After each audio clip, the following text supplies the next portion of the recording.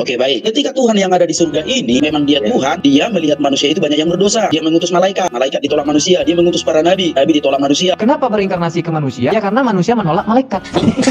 Kalau memang Tuhan Yesus itu mampu untuk menghidupi, mematikan, membuat kekal, kenapa dia harus inkarnasi pada diri seseorang? Lalu bagaimana jika hari ini ada orang yang mengaku bahwa diinkarnasikan juga oleh Yesus? Itu yang pertama. Dengan alasan dan catatan seperti yang Bang Batak tadi bilang bahwa malaikat ditolak oleh manusia. Dan saya mengutip dari Lukas 9:20. Ini saya belum bawa satupun dalil dari agama saya. Kenapa? Dia bertanya pada muridnya, menurut kamu siapakah aku ini? Lukas 9:20. Apakah ada Tuhan yang meragukan, yang menimbulkan syak keraguan dalam dirinya tentang ketuhanannya dirinya sendiri? Ini tulisannya merah ya, artinya ini pernyataan dari Yesus sendiri. Yesus bertanya kepada mereka, menurut kamu siapakah aku ini? Adakah Tuhan yang merasa ragu terhadap dirinya? Atau dalam bahasa sederhananya tidak pede dengan status yang disandangnya gitu? Atau dalam bahasa lainnya tidak tegas menyatakan bahwa saya ini adalah Tuhan seperti Allah menyatakan dirinya, innani anallahu la ilaha illa. Nah ini bagi kaum-kaum yang berpikir, maka insya Allah akan mualaf sahabat. Dan bagaimana jawaban si Mikancing ini? Coba kita dengarkan. Nah, karena kan murid-muridnya ingin tahu siapa dia sesungguhnya. Menurut murid-muridnya ada yang mengatakan nabi, ada yang mengatakan ini, tapi Tuhan menyatakan tidak, dia bukan nabi.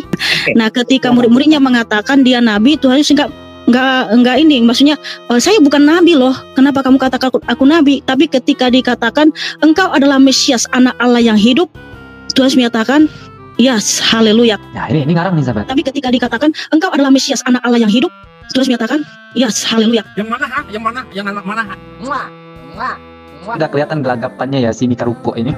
Udah loyo, dia kena air. Kenapa Yesus bertanya seperti ini? Karena murid-murid Yesus itu ada yang mengira bahwa Yesus itu adalah nabi. Sehingga dia bertanya. Ketika Yesus itu bertanya, menurut kamu siapakah aku ini? Lalu muridnya juga sendiri yang menjawab, Mesias dari Allah. Berarti yang menyatakan, yang menjadikan, yang mengangkat Yesus ini adalah Tuhan, bukan Yesus, tapi adalah murid.